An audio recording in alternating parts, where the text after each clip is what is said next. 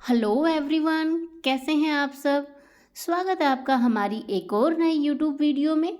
आज की वीडियो में हम कवर करने वाले हैं क्लास 8 साइंस का chapter number 4 that is materials, matters and non metals. हमने इसको कुछ हमारा जो चैप्टर था वो हमने पार्ट 1 में कवर किया था, जिसमें हमने देखा था physical properties of matters and non metals. इसमें हमने बहुत सारी जो प्रॉपर्टीज़ थी, फिजिकल प्रॉपर्टीज़ मेटल और नॉन मेटल की, उन सभी को हमने डिस्कस किया था। हमने देखा था कि जो मेटल्स होंगी वो क्या होंगी, हार्ड होंगी, और दूसरी साइड जो नॉन मेटल होंगी वो क्या होंगी, वो हार्ड नहीं होंगी। हमने देखा था कि जो मेटल्स हैं वो मलेबिलिटी की प्रॉपर्टी शो करेंगी, डक्टाइल इन नेचर होती हैं, good conductor of heat and electricity होती हैं। हमने फिर good conductor of heat and electricity इसको प्रूव करने के लिए एक एक्सपेरिमेंट भी किया था। और जो हमारी नॉन मेटल्स होंगी वो क्या होंगी, वो सब इनके अपोजिट होंगी, ना तो वो मलेबल होंगी, ना वो सोनरस को एक रिंगिंग साउंड प्रोड्यूस करेंगी, ना वो डक्टाइल होंगी, और ना ही वो good conductor of heat and electricity होंगी। तो ये सारी चीज़ें हमने हमारी प्रीवियस क्लास में देखी थी, प्रीवियस वीडियो में हमने इन सबको डिस्कस किया था। आज जो हम कवर करने वाले हैं वो होंगी हमारी chemical properties of metals and non metals. Chemical property में हम पहले कवर करेंगे मेटल्स के कुछ केमिकल प्रॉपर्टीज़ को हम डिस्कस करेंगे। मेटल की जो हमारी होंगी वो पहला होगा reaction with oxygen. You are familiar with the phenomena of rusting of iron, recall the reaction by which rust is formed. अब आप सभी फैमिलियर होंगे कि जो हमारा लोहा है, आयरन है, आयरन क्या है, एक मेटल है, और उसमें उसको क्या लग जाता है, अभी जंग लग जाता है, रस्ट लग जाता है उसको। ये सारी प्रोसेस आपको भी पता है कि एक पर्टिकुलर उसको कोई सिचुएशन कंडीशन में अगर हम रखें तो उसको क्या लग जाता है, रस्ट लग जाता है। You had also performed in class 7th an activity of burning of magnesium ribbon in air. You had learned that in both the process oxide formation take place. अब एक मैग्नीशियम रिबन का जो हमारा experiment होगा, ये आपने 7th में भी किया था, यहाँ पे भी आप इसको किसी न किसी चैप्टर में या फिर इसी चैप्टर में आप इसको देखेंगे। अब हमें कुछ रिएक्शन को कंप्लीट करना है। होगी हमारी आयरन। आयरन का हमारा जो केमिकल फॉर्मूला होगा वो होगा Fe प्लस ऑक्सीजन। आयरन को हमने रिएक्ट करवाया ऑक्सीजन के साथ और वाटर के साथ। वाटर का फॉर्मूला तो आप सबको पता ही है कि H2O होता है। इससे फिर अच्छा देखिए, हमारी रिएक्शन के दो पार्ट होते हैं, ये आपको हमेशा याद रखना है। एक तो होगा ये हमारा पोर्शन, फिर होगा एरो, और फिर होगा हमारा ये पोर्शन। लेफ्ट हैंड साइड आपको जो दिख रहा है ये होगा हमारा रिएक्टेंट। ऑलवेज हम इसको बोलेंगे रिएक्टेंट। और ये जो हमारा क्या होगा, ये होगा हमारा प्रोडक्ट। कि इन चीज़ों के रिएक्ट करने से जो चीज़ मिली वो हमें मिलेगी राइट हैंड साइड, उसको हम बोलेंगे हमारा प्रोडक्ट। और दूसरी बात आपको ये भी याद रखनी है, ये आपको 9th और 10th में काफ़ी हेल्प करेगी कि रिएक्शन में जितनी चीज़ें जो रिएक्टेंट में होंगी, आप सपोज करें कि रिएक्टेंट में हमारे 2 मॉलिक्यूल ऑफ ऑक्सीजन है, 2 मॉलिक्यूल ऑफ हमारे ऑक्सीजन है, तो प्रोडक्ट में भी हमारे क्या होने चाहिए, 2 मॉलिक्यूल ऑफ ही ऑक्सीजन के होने चाहिए। इसको हम बोलते हैं इक्वेशन को बैलेंस करना। ये आप 9th और 10th में और ज़्यादा अच्छे से सीखेंगे। जितने भी केमिकल फॉर्मूलाज हैं उनको भी अगर आप अभी लर्न कर लें तो ठीक है, आगे आपको 9th और 10th में उनसे क्या मिलेगी, काफ़ी हेल्प मिलेगी। तो हम देखते हैं हमारी रिएक्शन को।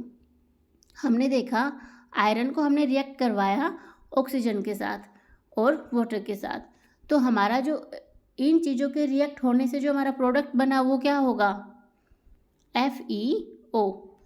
FeO हमारा एक ऑक्साइड बन गया जिसको हम क्या बोलेंगे, फेरस ऑक्साइड। FeO को क्या बोलेंगे, फेरस ऑक्साइड। और प्लस में हमारी क्या रिलीज होगी, हाइड्रोजन गैस। हाइड्रोजन गैस हमारी रिलीज होगी। अब आपको इक्वेशन को बैलेंस करना है, तो आप क्या करेंगे, यहाँ पे भी 3 लगा देंगे और यहाँ पे भी 3 लगा देंगे। अब आप देखेंगे कि रिएक्टेंट एंड प्रोडक्ट साइड जो सभी चीज़ें क्या हैं, इक्वल हैं। नेक्स्ट हमारी रिएक्शन दी गई है मैग्नीशियम। मैग्नीशियम का केमिकल फॉर्मूला होगा Mg प्लस हमारा ऑक्सीजन। दोनों ने रिएक्ट किया तो हमारा क्या प्रोडक्ट बना, MgO, मैग्नीशियम ऑक्साइड। इसको हम क्या बोलेंगे, मैग्नीशियम ऑक्साइड। तो यही सारी हमारी रिएक्शन दी गई थी जिसको आपको क्या करना था, कंप्लीट करना था। नेक्स्ट हमारा एक्सपेरिमेंट करके बताया गया है कि testing the nature of rust. अब रस्ट के नेचर को ऑब्जर्व करके बताया गया है कि एसिडिक होगा या फिर बेसिक होगा। एक्टिविटीज़ जितनी भी हैं आप इनको खुद से परफॉर्म करेंगे तो ये आपको ज़्यादा क्लियर होंगी। मैं आपको थोड़ा एक रफ आइडिया मैं आपको देती हुई चलूँगी। नेक्स्ट हमारा बताया गया है when a copper vessel is expose to moist air for long. अगर हम एक कॉपर की वेसल होगी उसको लंबे टाइम के लिए मॉइस्ट एयर में छोड़ देंगे, it acquires a dull green coating. अब आपको ये याद रखना है कि ये क्या एक्वायर कर लेगी, एक डल ग्रीन कलर की जो कोटिंग है वो एक्वायर कर लेगी।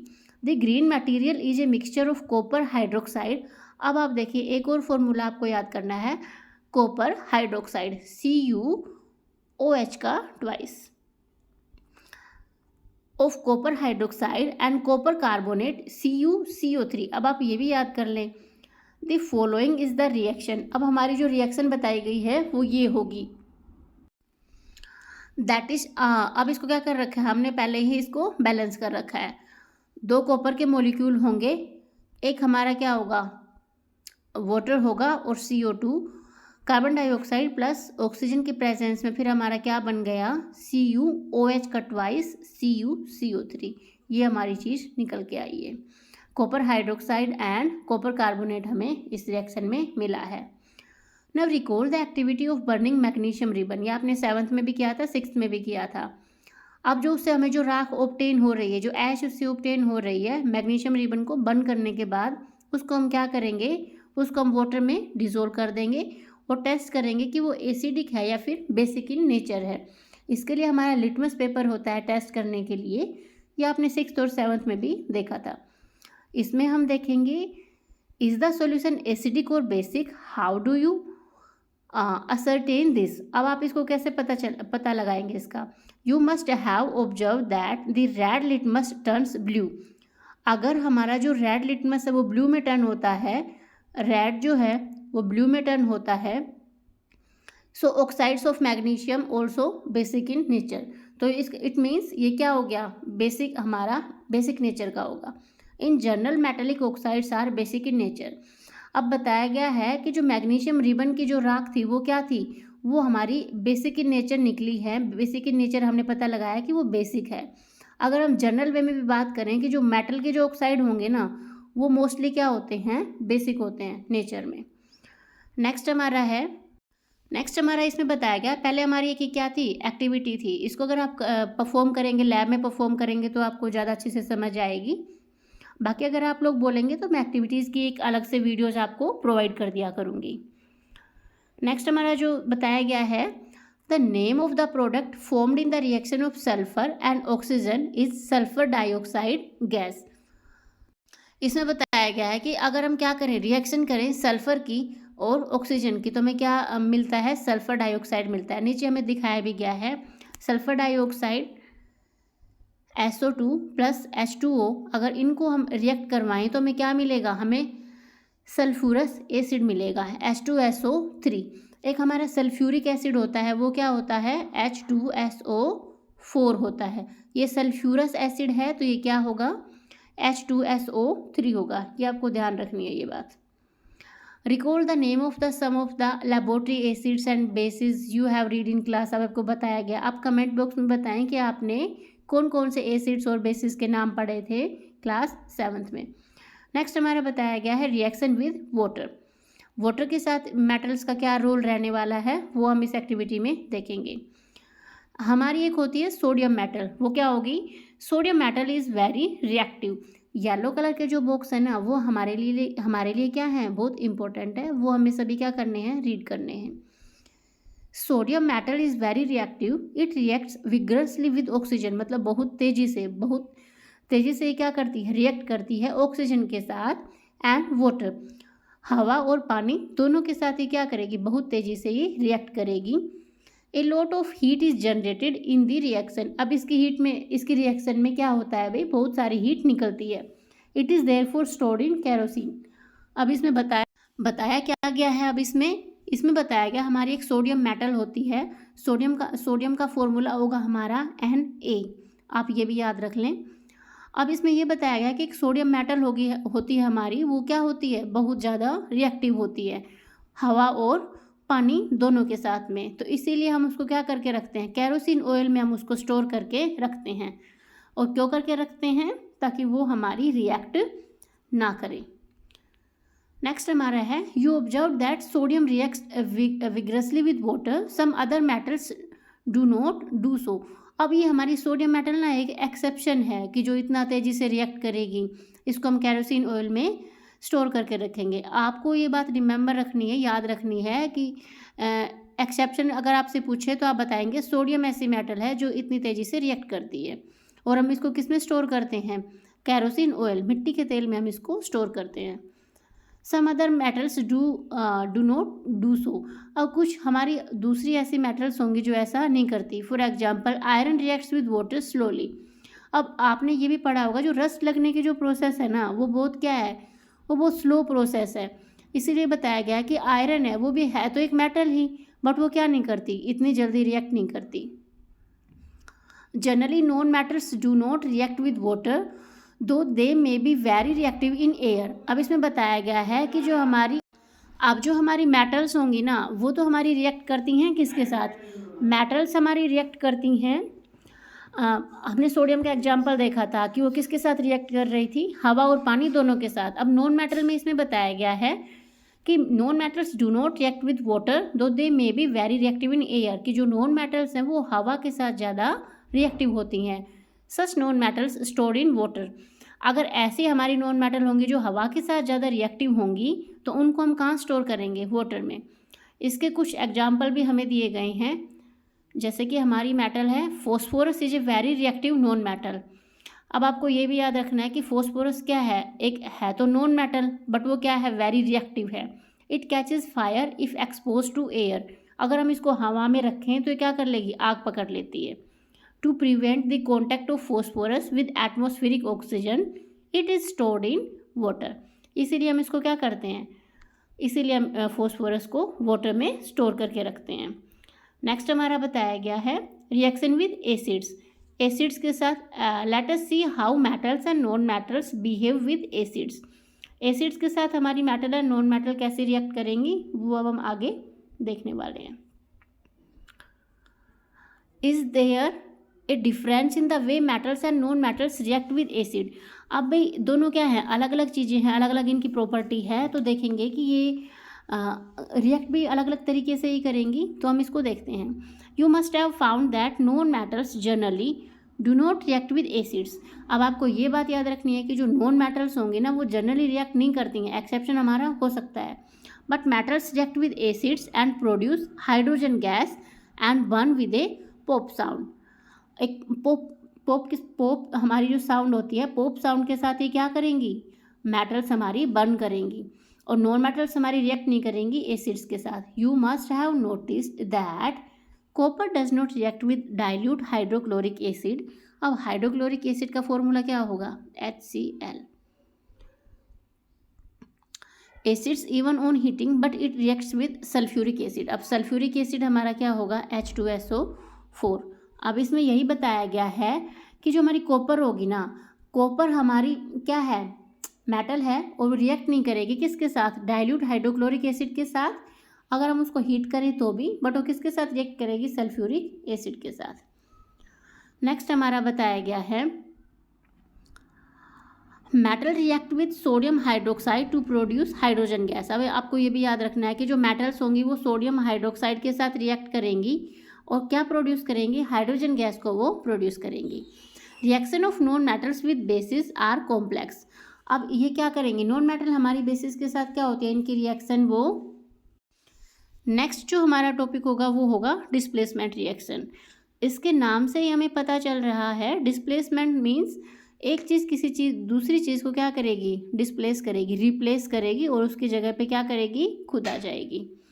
अब हम एक activity of the reaction between copper sulphate and iron that you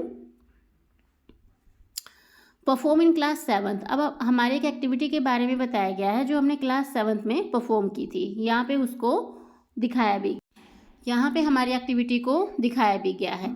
अगर आप एक्टिविटीज़ को खुद से परफॉर्म करेंगी तो क्या होगा, आपको अच्छे से समझ में आएंगी। आप अपने स्कूल में इनको अच्छे से लैब में परफॉर्म कर सकते हैं।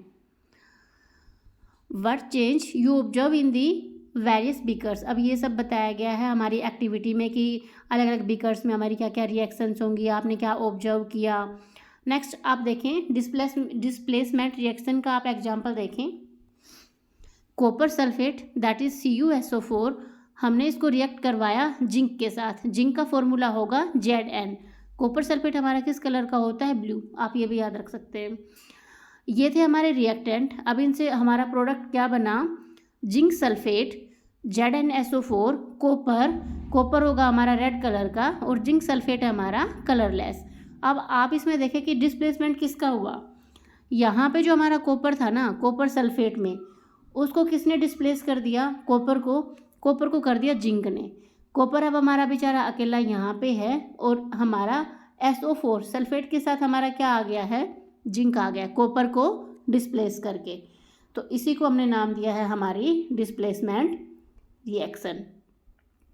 नेक्स्ट जो हमारा टॉपिक होगा, अच्छा बेसिकली हमारा डिस्प्लेसमेंट रिएक्शन में हमारे यही होंगे। आप और भी एग्जांपल ले सकते हैं कि एक चीज़ किसी दूसरी चीज़ को रिप्लेस करेगी और उसकी जगह खुद आके वो बैठ जाएगी। जैसे इस रिएक्शन में हमने देखा कॉपर की जगह किसने ले ली है, कॉपर की जगह हमारे जिंक ने ले ली है और कॉपर को क्या कर दिया है, अलग कर दिया है।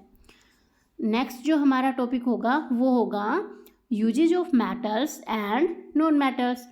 अब हम हमारे आसपास जितने भी चीज़ें देख रहे हैं, जितने भी आर्टिकल्स देख रहे हैं, वो मेनली किसके बने हैं, या तो मेटल्स के हैं या फिर नॉन मेटल्स के हैं। बहुत सारी ऐसी भी चीज़ें जो हम क्या करते हैं, हमारी डेली लाइफ में यूज़ करते हैं, हमारे घर में भी यूज़ करते हैं। You should be able to guesses why metals are used in making automobiles, aeroplanes, trains, satellites, industrial gadgets, cooking utensils. बहुत सारी ऐसी चीज़ें होंगी जिनमें हमारी मेटल्स एंड नॉन मेटल्स का यूज होता है। Water boiler. You are also familiar with the uses of some non metals. Here are some interesting ones, we are sure that you will guess them right. अब इसमें यही बताया गया, metal और non metal दोनों के यूज़ के बारे में बताया गया है। ऊपर जितने भी हमारे थे वो मेटल्स के हमारे यूज़ थे, नीचे हमारे जो भी एग्जाम्पल हैं वो हैं हमारे नॉन मेटल के।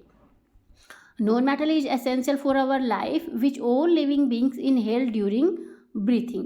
अब हम क्या करते हैं भाई, सांस लेने में भी किसका यूज कर रहे हैं हम, नॉन मेटल्स का। Non metals used in fertilizers to enhance the growth of plants. अब फर्टिलाइजर के रूप में भी हम किसका यूज कर रहे हैं, नॉन मेटल्स का। Non metals used in water purification process. Water को प्यूरिफाई करने के प्रोसेस में भी हम नॉन मेटल्स का यूज कर रहे हैं। Non metals used in the purple coloured solution which is applied on wounds as an antiseptic. जो हमारा पोटेशियम परमैंगनेट होती है वो भी हमारी क्या है, non metal. Non metals use in crackers. जितने भी हमारे क्रैकर्स होंगे, मतलब पटाखे होंगे, उनमें भी हम किसका यूज करते हैं, उसमें भी हम नॉन मेटल का यूज़ करते हैं। यही थे, ये आज का हमारा चैप्टर यहीं पे ख़त्म होता है। कैसी लगी आपको वीडियो, कमेंट करके ज़रूर बताना। अच्छी लगी हो तो आप अपने फ्रेंड्स के साथ इसको शेयर करना। अगर आपको एक्टिविटीज़ की अलग से वीडियोज़ चाहिए तो मैं एक्टिविटी की अलग से इस चैप्टर की वीडियोज़ बना दूँगी। क्वेश्चन आंसर भी अगर आपको चाहिए तो आप कमेंट करें। Thanks for watching, bye bye.